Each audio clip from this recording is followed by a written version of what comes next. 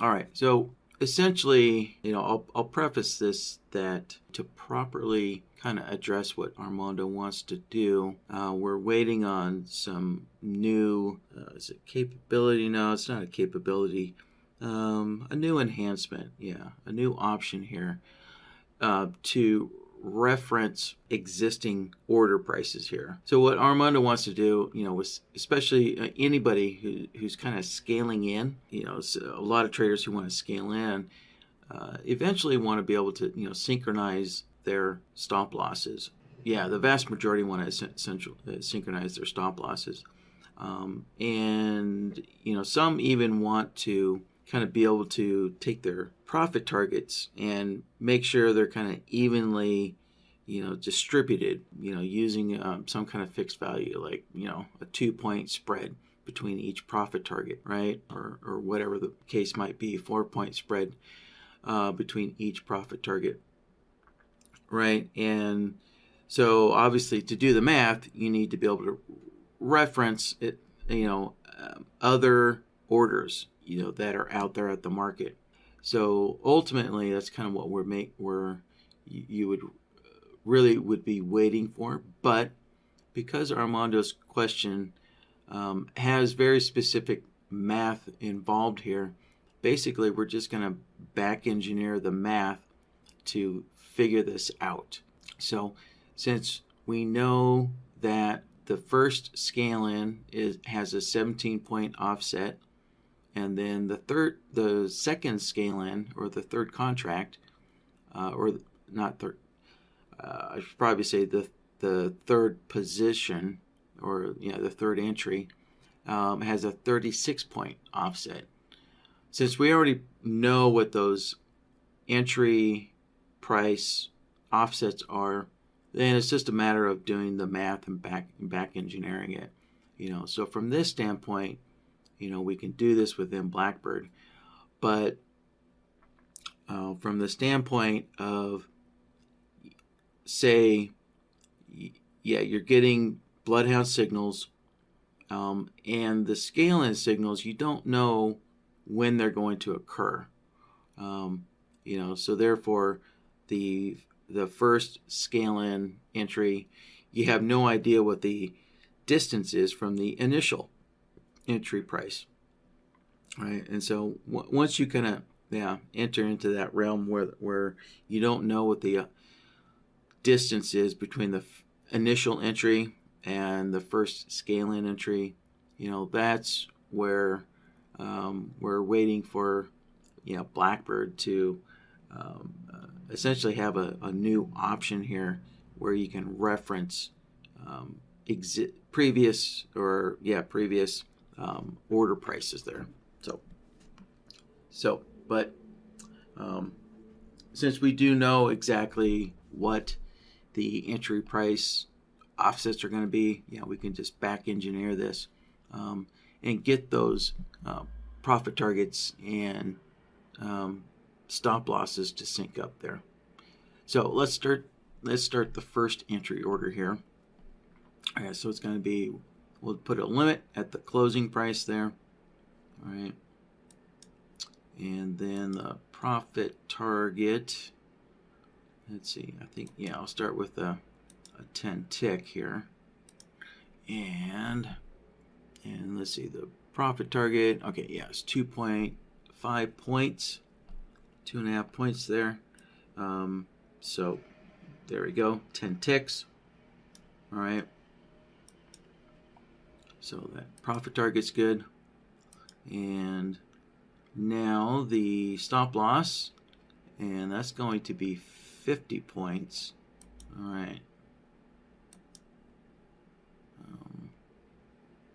So this time we're going to put in a pretty big number here, 200 ticks.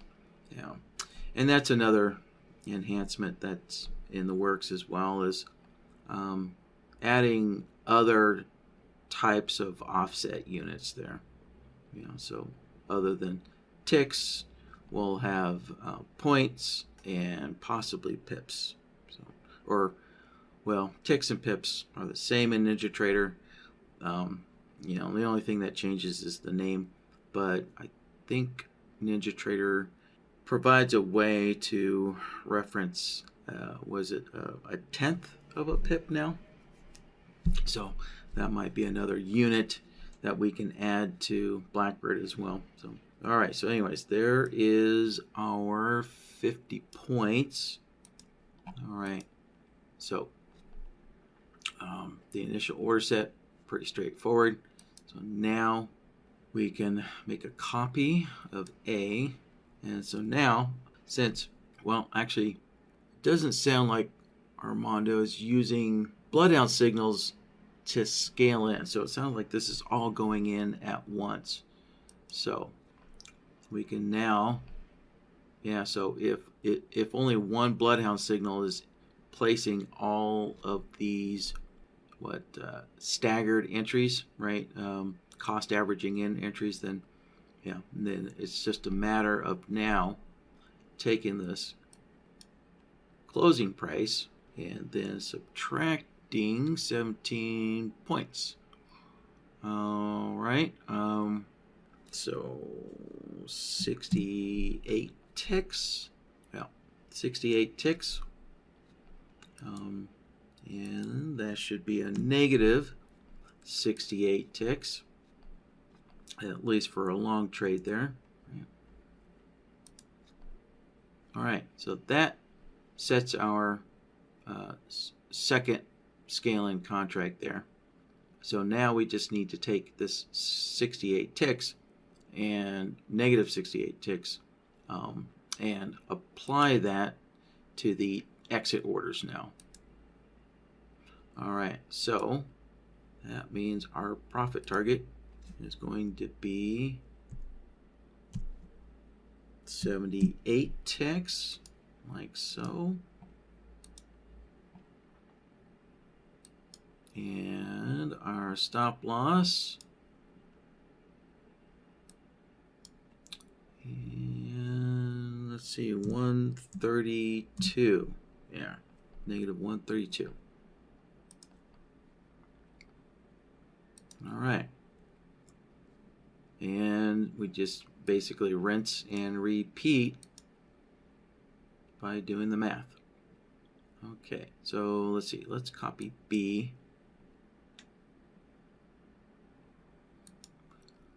And let's see. 36 points here. All right, 144.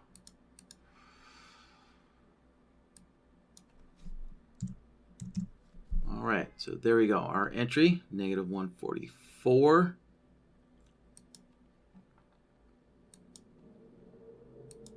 So our profit target is going to be 154. And then our stop loss is going to be 56.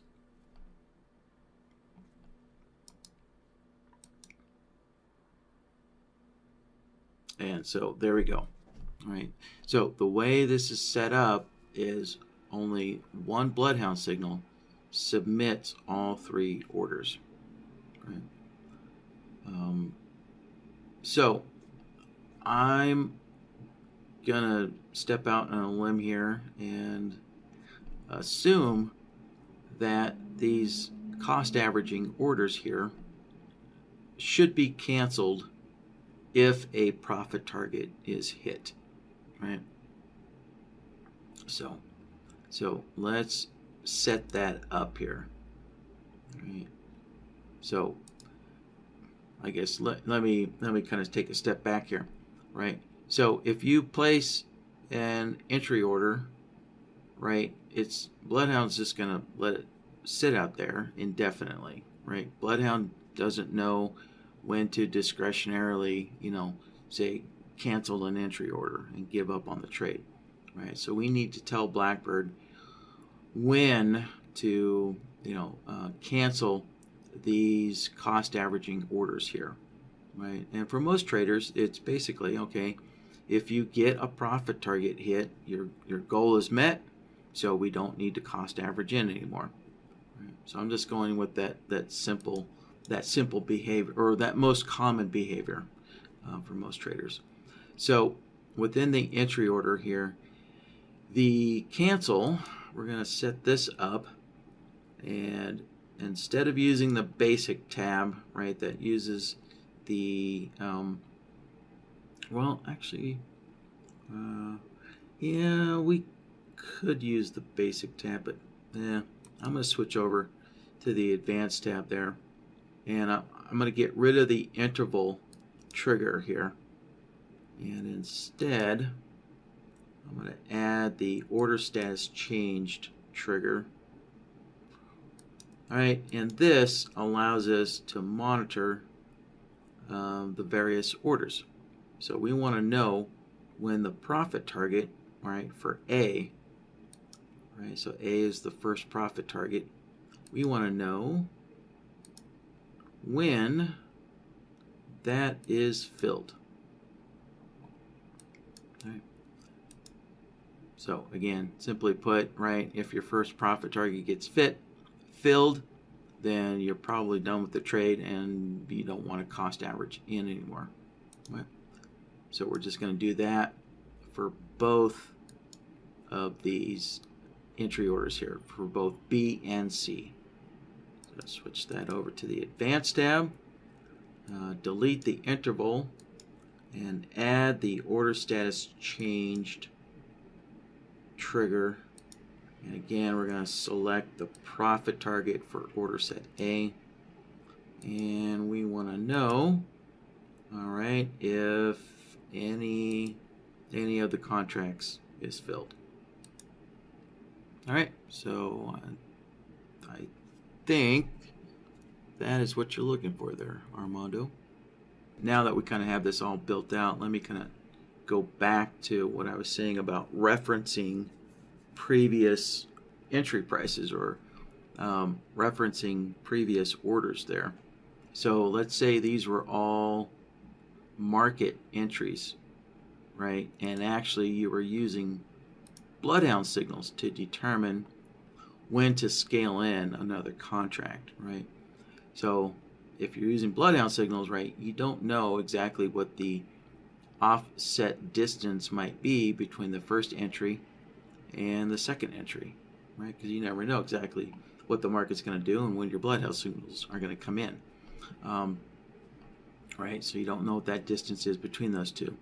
So in that situation, you know, what we're waiting on to be added to BlackBird here is, in, you know, when you're establishing the placement, right, of a exit order, then what we need is a way to reference previous orders here, right? So I think this is actually going to be a whole new menu to do that.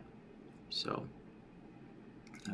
yeah, so there'll be a fifth mode here.